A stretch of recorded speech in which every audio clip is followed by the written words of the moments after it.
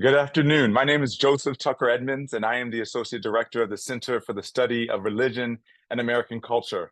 Welcome to the fourth episode of the fifth season of the Center's Religion and series. Religion and is a series of monthly conversations between leading academics and practitioners hosted by the Center to engage and enhance critically important conversations on the state of religion in America. And we are so excited that this semester and this fall season that we've had an opportunity to have a number of conversations that have allowed us to think across topics, political conversations, and the emerging issues that are facing our country and really our globe. The last episode was an informative and eye-opening conversation on religion and the aftermath of the 2024 election. I wanted to thank Dr. Andrew Whitehead, Dr. Kate Gadini, Dr. Nancy Khalil, and Dr. Eric McDaniel. If you did not get a chance to catch that episode, please check it out on our YouTube channel. Or if you just want to listen to that or any of our episodes, we are now available anywhere where you download your favorite podcasts. And so we have covered a wide range of topics. And I want to remind folks that in addition to covering these topics through our episodes, we also have excellent resources for students, community members, and our faculty colleagues. If you check out the Religion and section of our website, there's a treasure trove of videos, syllabi, and articles from our faculty presenters that allow you to go deeper and to explore the nuance and complexity of the topics that we are able to cover. So we hope that you will join us in our Religion and website, as well as looking at some of our teaching resources on our center's website. Please remember that throughout today's session, we are asking folks to submit questions through the Q&A feature on Zoom. You will not be able to submit through the chat, but through the Zoom feature. This will enable our hosts and panelists to engage these questions as they facilitate this important conversation. So now on to today's episode. We have a slightly different format as we will discuss Religion and Future Humans featuring Sylvester A. Johnson. On this episode today, we've invited three scholars to engage in a wide-ranging conversation with Professor Sylvester A. Johnson, a leading thinker and theorist in the field of American religion.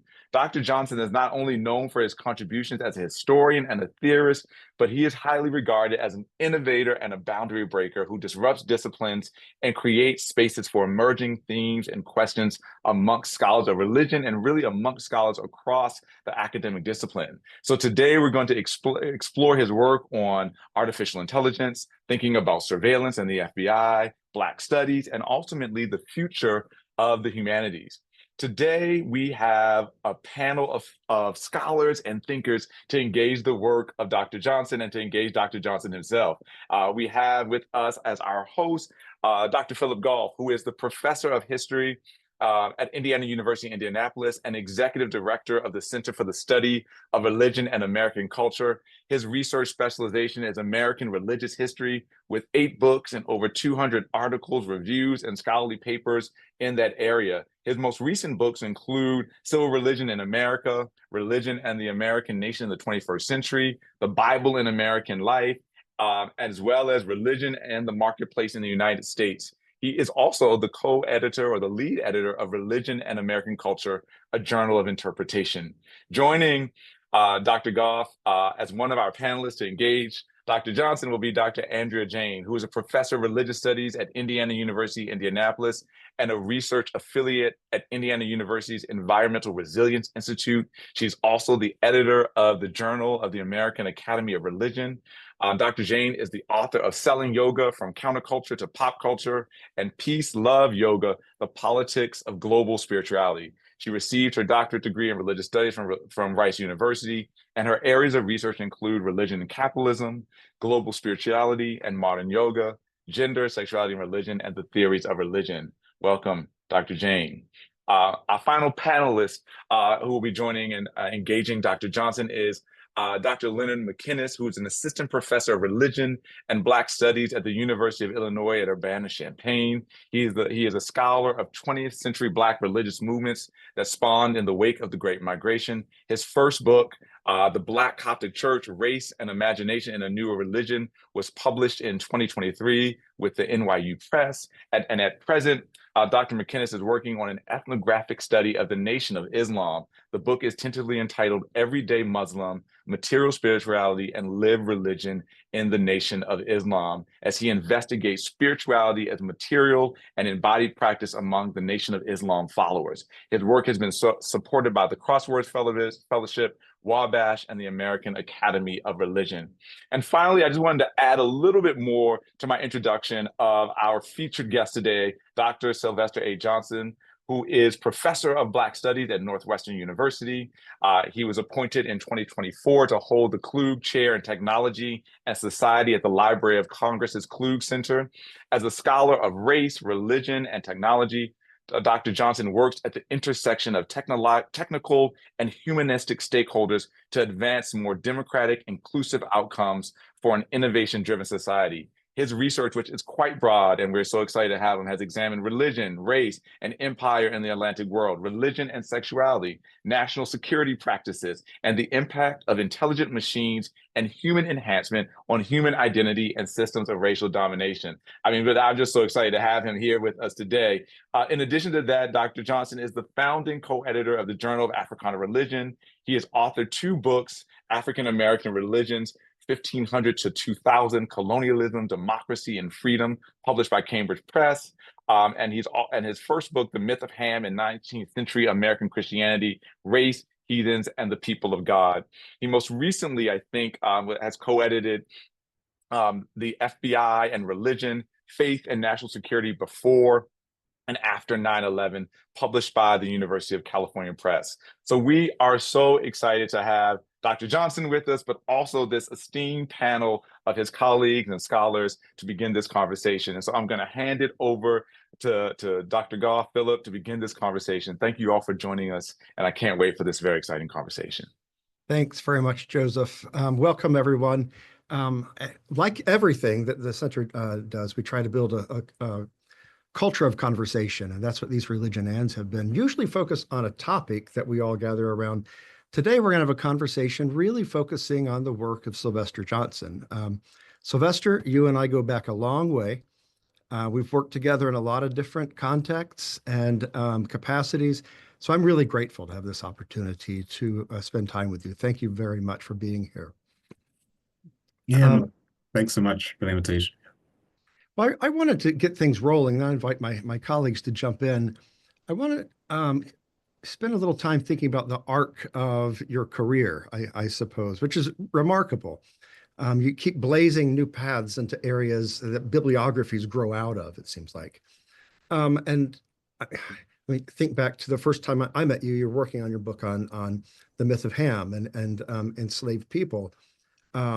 Your tour de force on Black religion, 1500 to 2000, moving into surveillance and religion and empire, and now moving into technology and humanity.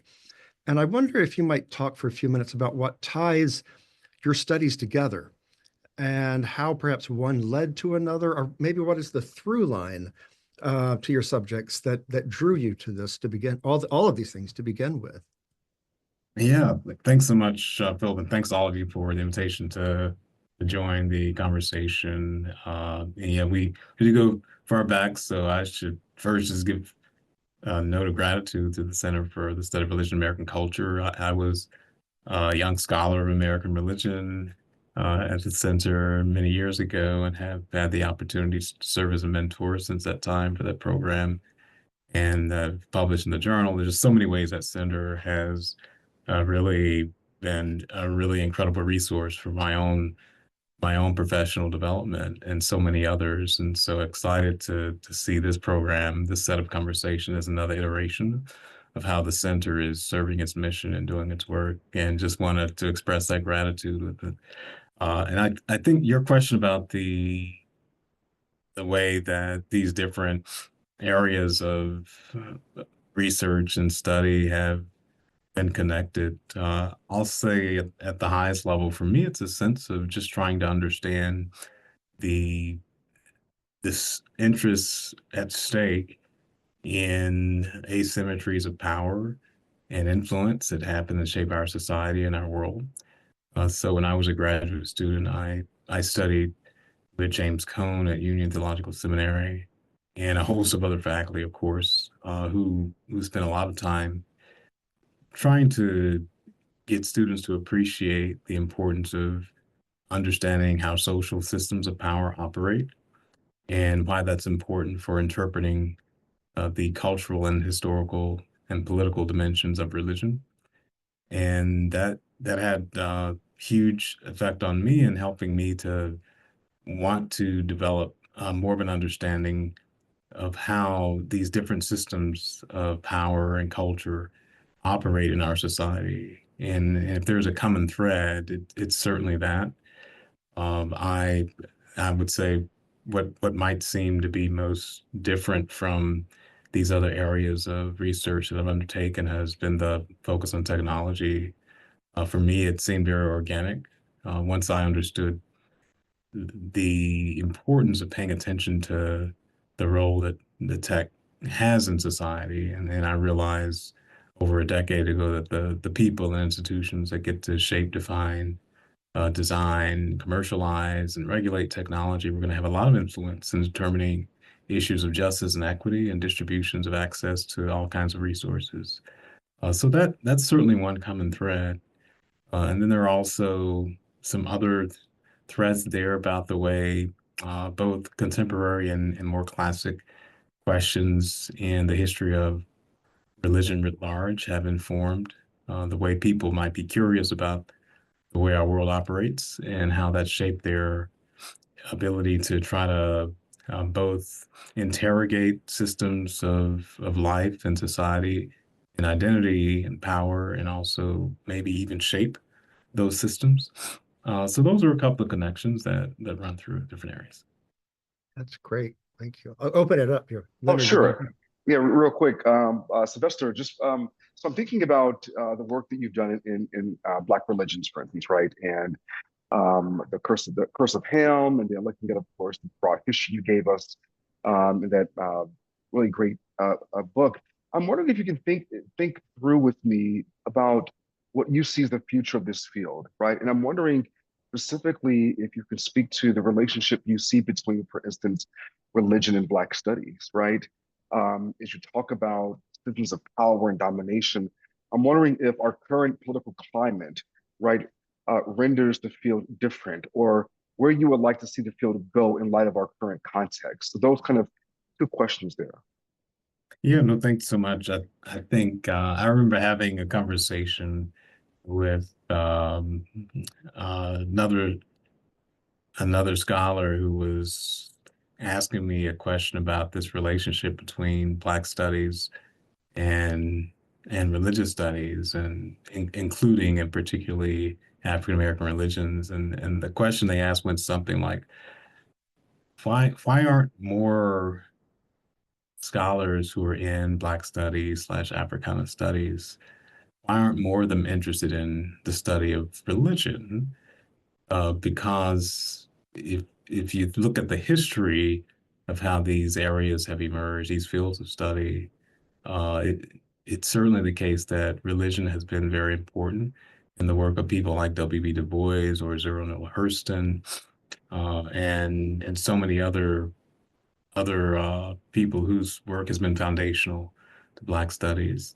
And so it is a curiosity that historically you get the emergence of a lot of the work that has shaped Black studies or Africana studies or African American studies that is engaged with religion. And at the same time, if you look at most academic programs in Black studies or Africana studies, there's a paucity of attention to religion. That doesn't mean there isn't any at all, but it tends to be the exception.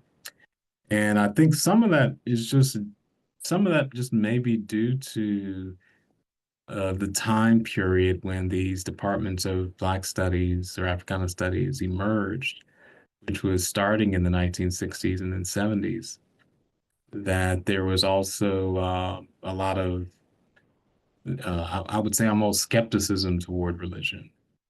And then others might observe the kind of secularizing effects that have shaped the emergence of fields of study that have maybe discouraged the engagement with religion. So I'm at Northwestern now, and had been at Northwestern earlier with a stint at Virginia Tech in between. When I was first hired at Northwestern, there was a very deliberate attempt.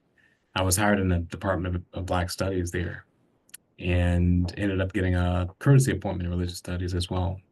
And there was very conscientious effort at Northwestern to make sure that the study of Black religion was going to be part of Black studies. And they've engaged that interest in many ways. And they recognize, or we recognized at the time, that was not the norm in Black studies. And so that's grown. So I think part of it is just the way historically the formation has operated in Black studies.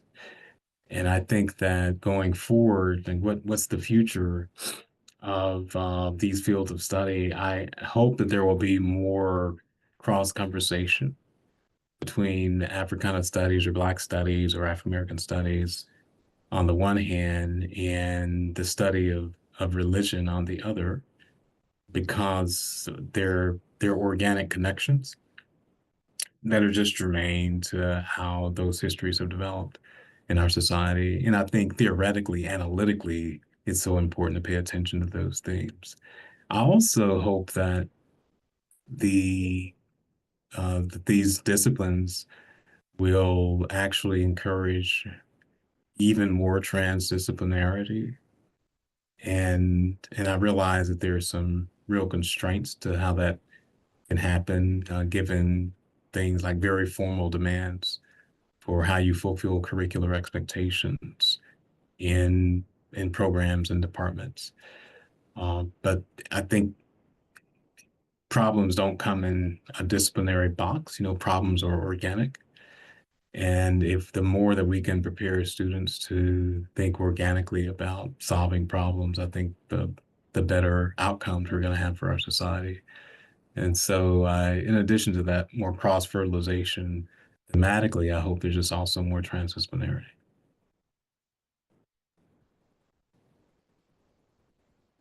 Can I chime in here? Yeah, Andrea. Listening to you talk about bridging these disciplines made me think about other possibilities for what might bring some conversations together, and possibilities around our most critical crises today, related to democracy, but also environmental crisis. So I'm wondering if you could talk a little bit about what your work on, particularly on technology and humanity, what kind of questions that's generated around our relationship to the environment. And yeah. Yeah, no, thanks for that. So I'd said earlier that there's some contemporary and classic questions that have gotten a lot of attention in the study of religion, that I think are, and also the studies of race, that I think have come to bear in a very important way to understand what's at stake in the study of technology and its societal impact. And one of those is the category of the human, as an analytic, as a way that people perceive the world, in addition to the reality of humans and our influence on the world. And more specifically, and the tendency to make me have an assumption of human exceptionalism that portends a sense of license by humans to think primarily in terms of ourselves as we think about the world. There's this really fascinating novel by Daniel Quinn called Ishmael, that was a basis for a film that I think was called Instinct. That film? But in the novel, this human is having a conversation with a gorilla, that has somehow developed telepathic powers so they can communicate telepathically. And the gorilla asks the human, well, tell me your myths of beginnings. How did you humans believe that you came about? And the human says, oh, well, we don't have myths, we're scientific now. The gorilla said, well, fine, tell me your scientific story. And so the human says, well, there was a big bang that happened billions of years ago, and you eventually formed the universe, and you had these aquatic beings, and land animals came out of that, and human beings, primates developed out of that, and eventually you get us, you get human beings. And the gorilla laughs and says, well, how do you start with the Big Bang and have the whole universe, and then quickly you move to planet Earth, and then you end up specifically with humans. And he was trying to get the human to understand that you may not think you have myths, but there's no rational scientific way to say that the universe was really all about humans. That's just a perspective. That's a way of trying to tell the story. And I think that when we're thinking about what's at stake with technology, and that's everything from the way energy is resourced to create technologies, to what we think about the objectives of it, to a kind of metrics, and that is how we measure inputs and outputs and cost factors, to what we set as goals or designs. I think we have to be very cautious about what for whatever reasons, either naturally or more social politically, having a tendency to center what's at stake for people, to recognize that all of this is having a huge impact on the environment, and that we're part of that environment. And then I think if you look more specifically at the way that religion can function to shape theological traditions that we use to tell our stories or to reason about it as well. The questions of what things can do, what is it that constitutes personhood? How do you understand an economy of rights as a political economy? Do natural resources have rights? Are rights things that only human beings have? And what does that mean for how we manage our technology, or even just conceive more basically of our human identity?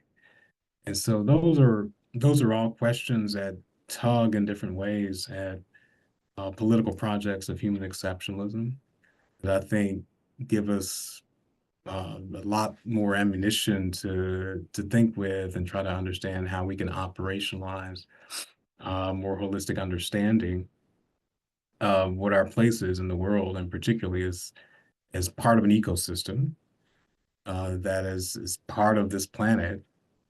And I would even say, when we talk about the environment, usually we talk about it in terms of what it means for the ability of human beings to continue to survive or thrive, which I think is important. I think we should continue to do that. And I also think that we should not limit our conversations about environmentalism to what it means for humans, because in the long time scale of the cosmic evolution, if it were, you've probably seen these time maps, if the history of the universe were a 24-hour period, human beings show up right at midnight, right at the very last second of the very last minute of the very last hour of that 24-hour day that is mostly not about us. And I think that's where there's lots of room to engage with religion, with studies of race, with examinations of how colonial formations have shaped our imagination about who we are and what our place is in the world, that actually has a lot to do with what I would call the governance of technology, of how we're actually creating and managing it. Would love to hear your thoughts about this as well. Yeah, Andrea, do you have any thoughts to give back? I mean, you've thought a lot about this, I know. Well, I would just say that I think that your last point is especially critical, that we not consider how our relationship to technology affects us, but also the environment, and not just how the environmental effects affect us, but also the other occupants of this planet. And I think that brings up again the differential effects of our relationship to the environment, not just on other species, but even different groups within the human species. And so this need to always challenge this category of the human, which I see as really critical to your work, because of course, environmental crisis means something very different for human communities. And when we talk about human thriving, historically, that's largely meant thriving for a very small group of humans, particularly white, male, cisgender humans. And so that seems, yeah, I think that's a major contribution to the work that you're currently doing. I wonder if you could talk a little bit more specifically about how technology gets tied into that. Like, what do you see as some of the most critical questions around tech in terms of the repercussions for environmental justice? Well, particularly relating to environment, I would say they're most prominently given the rise of generative AI and um, the gargantuan levels of investment that are going to it. I'm laughing and smiling because the level of investment that's going into generative AI is so extraordinary that it's mostly just numbers to most of us. It's hundreds of billions of dollars that's being invested. And if you ask me what I would buy with hundreds of billions of dollars, aside from part of a $3 trillion company, I don't know. It's like what costs hundreds of billions of dollars? Almost nothing costs that much money that has a price tag on it. It's just a number. You don't really have a sense of how much. It's hard to have a sense of how much money that is, of how much value. But it's an extraordinary amount of investment that's going into AI. And I think for really fascinating and complicated reasons. And so I don't mean this cynically, and I'm not speaking cynically. And I'm not saying, well, people are just wasting money putting on AI. I'm saying that there are a lot of things happening that is a combination of some significant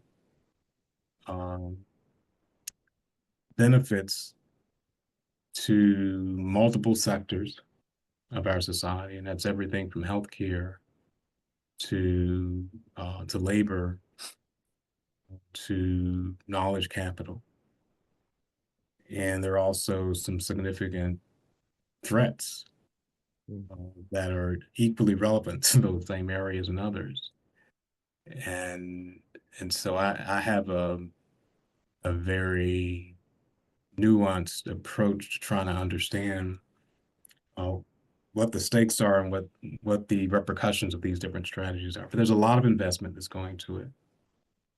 And one of the most crucial is it's just energy management. It's creating enough energy to operate data centers that can support the needs and demands that we see in the marketplace for AI, for generative AI particularly.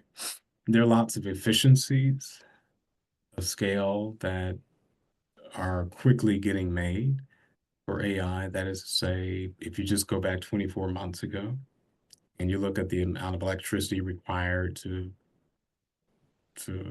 run a query in a generative AI query, it's much greater. It was much greater than that it is now. It's much more efficient now than it was just 24 months ago. And those efficiencies don't seem to be slowing down. They continue to become more efficient. And yet also the demand for the Gen AI is growing as well. None of that changes the fact that these are extraordinary energy demands.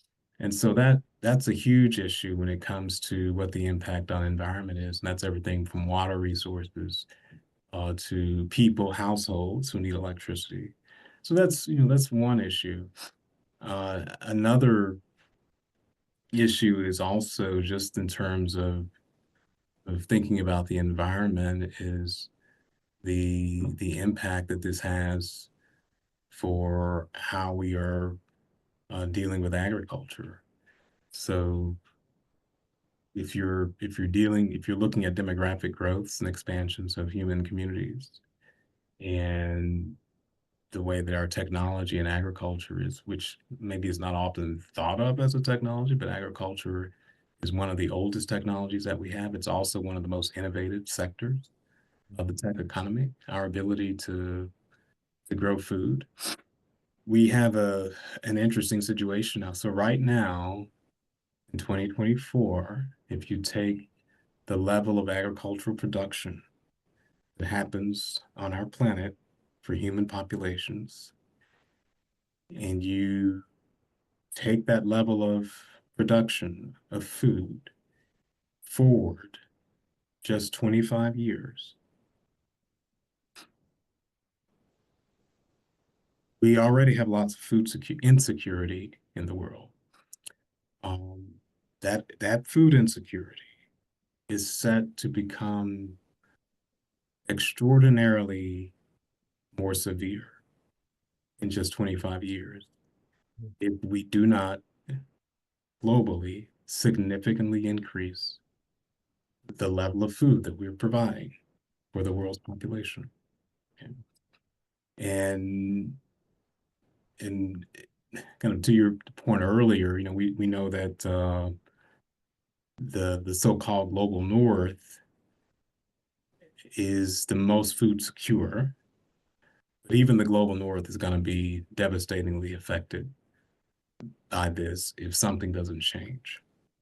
Almost every tool that's in the toolkit to address that issue is going to be predicated on technological innovations, and that's everything from genomics to to make plants that are edible more resistant to disease and more prone to thrive in difficult environments, to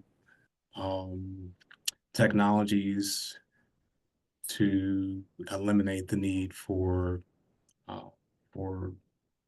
growing animals for beef. So you have meatless meat, for example. Is what I'm trying to. A quick example of what I'm trying to say is an innovation.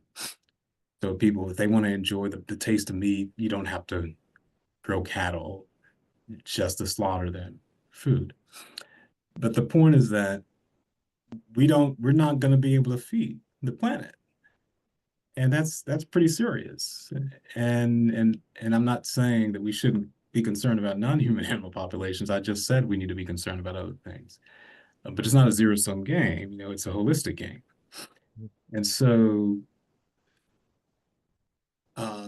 without that innovation, without the advancements in technology that can actually create more efficiencies in providing food. And by the way, the only reason why global food security or insecurity is now extraordinarily worse than it is now, the biggest reason is actually those innovations technologically. We're just better at agriculture than we were 100 years ago as a planet. So those are two things that are examples. Leonard, let's get you in here. What are you thinking?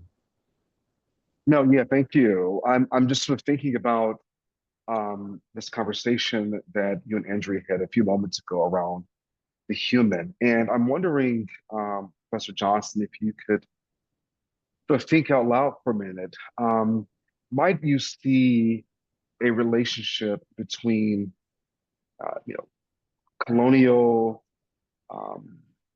sort of categorizations of the human, for instance, or this very contested category of the human and who constitutes as such, and a relationship between those constructions and surveillance of religion, right? In other words, the question of who gets, who is under surveillance, right? And is this a matter of not only of who is under surveillance, but because of the who that is under surveillance, we also question the communities and the sort of constructions within those different communities. And so I'm wondering if there's a way to think about the contestation of the human and religious communities, for instance, like the Moorish Science Temple of America, right? Or the Nation of Islam, these groups who are wrestling not just with their religious sensibilities, but the question of identity, right? What makes me or does not make me an American, right? And putting that in conversation with the human and this larger notion of surveillance that you write about. Yeah, no, thanks for that, Leonard. I think exactly there, your work, as you know from your research on the Nation of Islam, that the surveillance of certain populations that have been treated as a threat to, particularly to national security, as that phrase is function, is especially salient. That has frequently involved Muslims, and history of surveilling Muslims globally has absolutely been tied to the histories of administering colonial rule. And that has involved this metropole of the so-called West or Western governments that have viewed Islam as an antithetical type of presence, not just in America, but that pattern has persisted globally. And so, you know, in your own work, you're looking at your research at what are called pan-Islamic movements, and these are anti-colonial movements that have involved Muslim populations in multiple countries. And so the pan-Islamic is coming from that notion that there are many multiple populations of Islam that are not confined to a particular country. And the history of Western colonialism has been such that it has continually targeted, not, of course, not only Muslim populations, but especially Muslim populations. In the United States, the FBI has continually engaged with American Muslims as a political population in the eye of the FBI, and subjected them to surveillance pretty much continuously since the early 1900s, and it just never stopped. You know, it still continues today, and it's almost at about 100 years now. So that's extraordinary, and it's certainly symptomatic of some of the logics of colonial rule that have been grounded in what theorists call racialized populations. And the term trying to steer clear of any attempt, unwittingly or not, to naturalize the idea of races and say, well, populations or people are treated in a certain way, they're viewed or governed in a certain way that regards them as some kind of special threat or special population.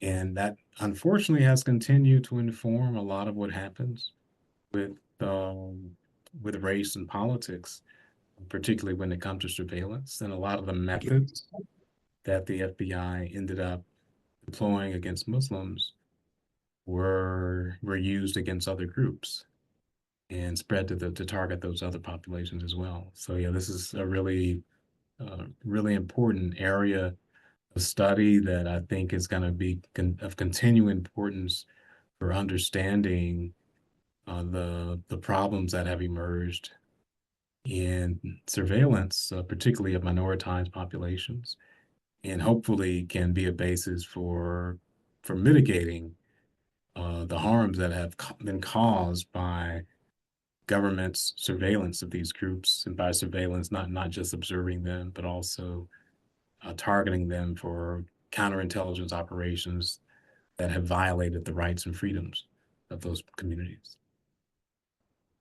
I'll remind everyone, if you have a question you'd like us to pose, we try to get some questions in from the audience. Please use the Q&A function to send us any of your thoughts. Sylvester, I wanted to ask you about a lot of angst in the academy right now for those of us who have been trained in the humanities and watching sort of most of the attention going to STEM. Your latest move in your career goes to show the important role the humanities can play and thinking about STEM and the world we live in and the world we're trying to create. And your experience thus far, I guess, two-part question. How's your training, your formal training, helped you over the last number of years? But also, what are the sort of joys and challenges and pitfalls that you think are there for those trained in the humanities who want to have more of a voice in the world today and where we're going? Yeah, no, thanks for that, Philip. You're right. I've been very thoughtful about the value of humanities, its importance and its function, the perception of that value, and the actual nature of that value, and the implications for humanistic leadership in our society. I would say the first question is I was trained in the theological school, Union Theological Seminary in New York, and everything is pros and cons. You know, this was not a secular university. The education was based on training people in a theological, in the history of a tradition, of a religious tradition, and because religious traditions are religions and not nations. You know, there's not a particular language. Wasn't trained in a particular region of the world. I wasn't trained in a particular era. It's not the Gilded Era or anything like that. It's lots of languages, it's lots of texts, it's all over the world. And it's lots of time periods. You know, it's from what we call antiquity to what we call modernity, and lots of stuff in between.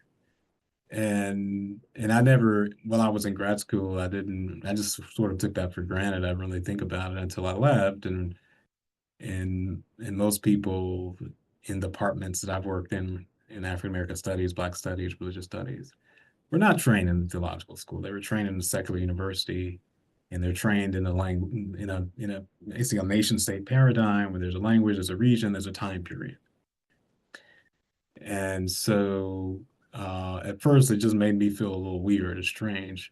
But later on, I realized that it helped me, the way I was trained, helped me to easily extend my curiosity about the world into lots of spaces that weren't contiguous with the department in which I was employed. It always exceeded those boundaries because I don't teach in a theological context. I teach in these other contexts. And I think that's been useful. You know, it's helped me to appreciate other people's work more. It's helped me to learn more from other colleagues. And it's helped me to just be more open to realizing how much there is that I don't know that I should be learning about. I think your second question of what are the implications for humanities in our society, what's the role of humanities, and what value does humanities bring? So yeah, you said hand wringing. There's lots of that now. There's often this feeling that people in humanities are put on the spot to articulate rationale for the existence of humanities. You know, why should we have these programs? Why shouldn't they be cut? Why should students major in humanities? And those are not the questions that typically happen in the context of science and technology, engineering, and math fields. Although science has come under scientific authority and expertise has come under attack now in a very public way, not so much at the level of disciplines, but certainly in public life. And I think that's more unexpected, but it's nevertheless the case that there's a special burden I think humanities has. So I would say that a couple of things. One, I've focused on humanities technology intersection. And I would say that the things that our society is most concerned about with technology, the things that you're probably, if you're reading about technology, in the newspapers or in media, what you're probably reading about is the human side of technology. That is, you're probably reading about the concerns over fairness, equity, privacy, governance, policy. How should we manage this stuff?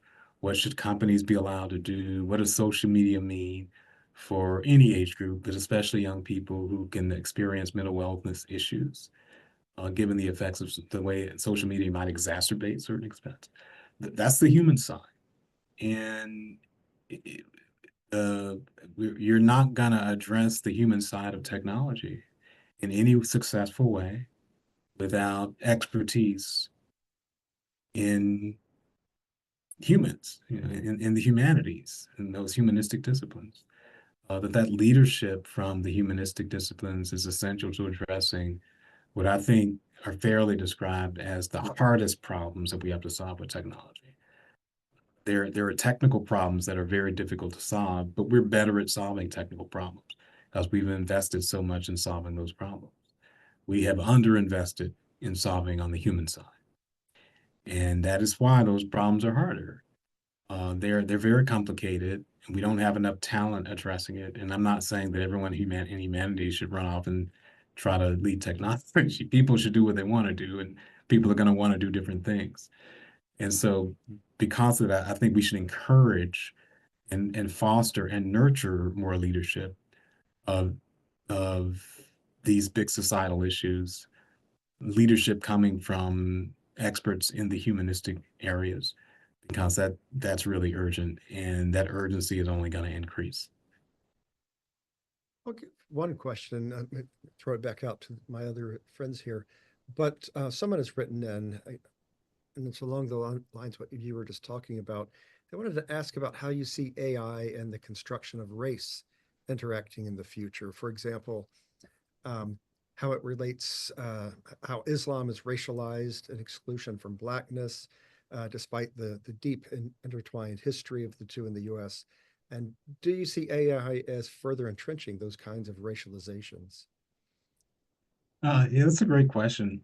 I think it's certainly possible, because AI has been described more recently by some as an everything kind of technology, sort of like electricity.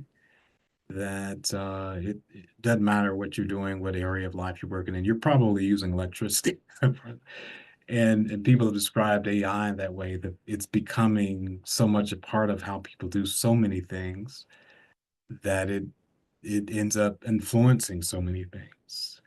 And because artificial intelligence works fundamentally on data training, taking lots of data and then training some software program to be able to recognize patterns and recognize relationships and act on its discernment of those patterns to produce some kind of output, to the degree that we have humans historically creating cultural systems, and the data that we use to train AI is reflecting that. You can expect, if you don't take extraordinary measures, that your AI outputs are going to reflect those historical patterns. And in this case, this particular bias is someone who's naming. So I would say we could expect that, but not in some ineluctable way, not in the ways of, oh, there's nothing we can do about it. If we have AI, it's going to reflect those biases. There are several people who are working in AI sectors now to create AI systems that do not replicate those problems of racist presumptions about human identity. That's a deliberate kind of work that takes a lot of resources, and it actually needs more funding, because that kind of work doesn't get a lot of funding. But I would say, because that work is happening, I don't think we should say that if AI is going to be in the future, then we just might as well assume it's going to create these problems. To me, that's a question. Is it going to be in the future? It looks like it will continue to be. Too, will we create AI in a way that addresses those problems, or will we only fund the development of AI that replicates those problems? as a society, we get to answer that question, answer it in a way that gives us better outputs and better outcomes that don't replicate those racist patterns of identity. I should say a lot of people are writing in thanking us for this panel to begin with. So thank my colleagues here, but also Andrea or Leonard, other questions? Yeah, I had a follow-up question about AI kind of replicating human historical tendencies towards racialization. And I wonder about then the extent to which you've thought about the regulation of AI for the sake of democracy. And we can see, like in our own United States government, there's so much resistance to regulation because of the ways that our elected representatives are working so closely with large corporations who then pressure them to decrease regulations or avoid regulating AI and other industries.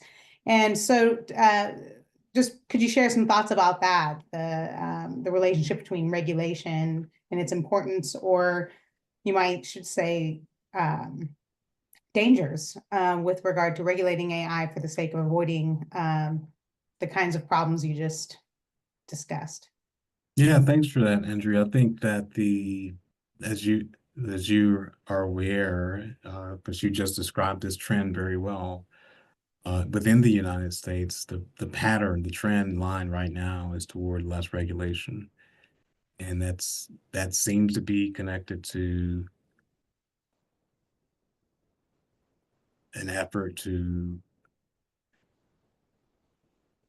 avoid any impediments to the United States' efforts to outcompete China when it comes to AI. And that's pretty clearly stated in the policymaking community, in U.S. Congress particularly. That's not some wild theory. It's just been stated very clearly over and over again. We can't let China beat the United States. Let's not do this regulation. This is the wrong time. We need to be firing on all cylinders so we can maintain U.S. supremacy of AI. And so it looks like a lot of people have gotten on board in the federal government with that approach. And it doesn't look like that's going to change soon. So within the U.S., I think we're going to be hard pressed to get any significant regulation of AI at the federal level. Now, states are already regulating AI. California just passed legislation that is creating more requirements to regulate the training of these very large language models, and is requiring transparency about the data sets, for example, that are used to train them. Illinois has created legislation for AI, so has New York, et cetera. So the states are doing this, it's the federal government. So we do have regulation. And it seems that there's this trend now for states to do more of that. At the federal level, that's where we're seeing a decision to hold off on regulation, more or less. Outside of the U.S., of course, China is making real strides in regulating AI. The EU is making real strides in regulating AI, and other nations as well. So because these companies are global companies, even if we don't see internal regulation in the U.S. at a federal level, those companies are still going to have to deal with international regulatory systems. What that tells me is that we should continue to advance efforts for federal regulation and support state regulation, and that we also need something besides regulation to try to get the effects that we want, the outcomes, that we need multiple strategies. In addition to regulation, I think we need more participation in the creating of technologies by communities that have the most to lose if things go the wrong direction. And I think we need more entrepreneurship. I think we need more funding for people who are trying to design better systems of technology that are more equitable. They need support. They need money to create the services and products that they're developing, because most of that funding is not going to them right now, and that needs to change. And we need more nuance in the public understanding of this technology, because when we talk about AI, for example, I noticed that most of our conversations in the United States are about chatbots. But we tend not to talk about agriculture. We tend not to talk about the AI that's essential for life-saving services in healthcare. We tend not to talk about transportation. The list goes on.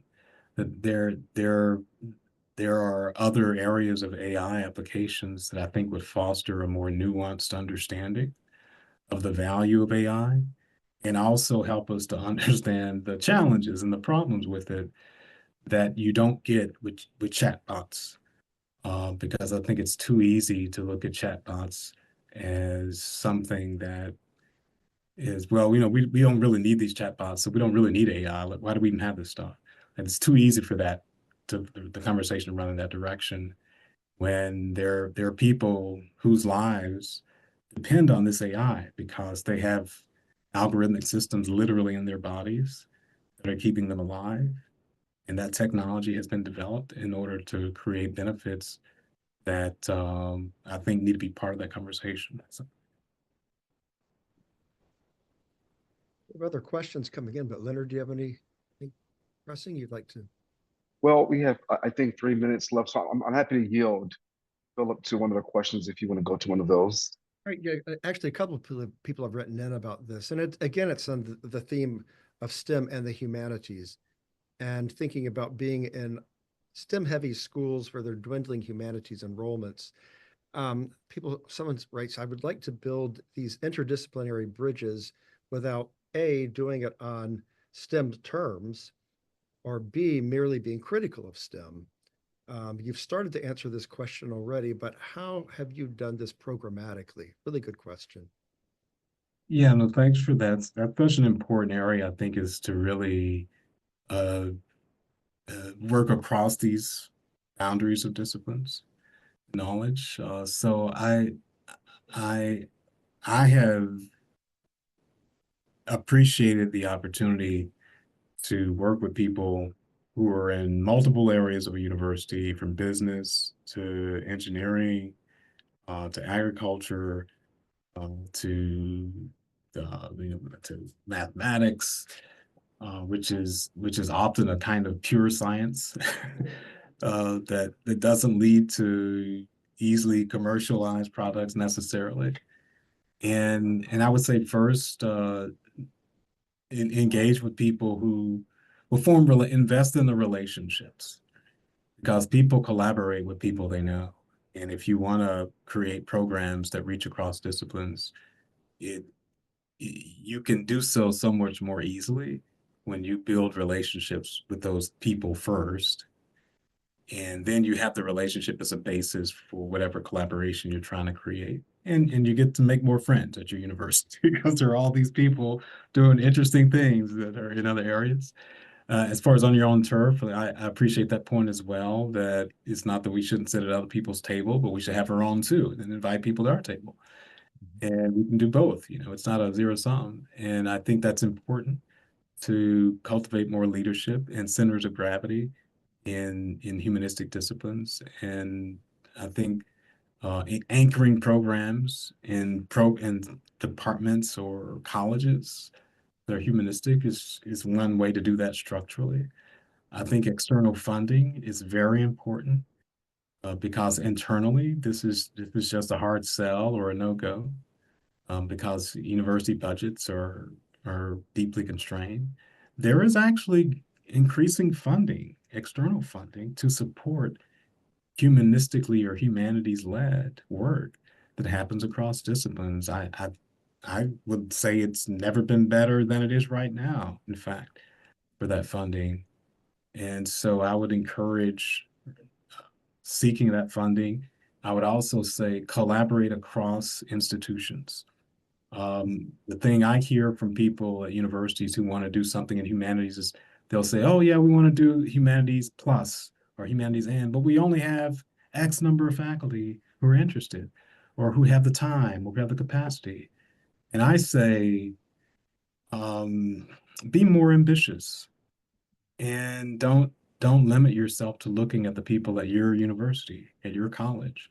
Look across the landscape, look across the nation, look across the world. You know, you may have only X number of people at your institution, but you could literally 50x that if you just looked at 50 other schools. Yeah, but you could literally 50x that and build these relationships across institutions. I think that's going to be an important way that we also do this. That's a really good answer. I think that those of us in the humanities, we're used to doing our own work and not thinking about others we can collaborate with across state lines, right? Across different institutions. Whereas in science and medicine, they do that every day. And that's a good lesson for us. Well, Sylvester Johnson, thank you very much for this. I want to also thank Leonard McKinnis and my colleague, Andrea Jain. Keep in mind that, as you can see here on the screen, use the link provided in the chat to complete a short survey. We do like to know any questions you have on what other resources and on this topic you'd like to see, because we'll be working on that, and that's always on our website as well. Stay tuned next week or next month for the Religion and Catholic Studies, hosted by Peter Tucson, and the recording of this webinar will be available on our YouTube channel. So thank you all once again for participating, and thank you everyone for joining us.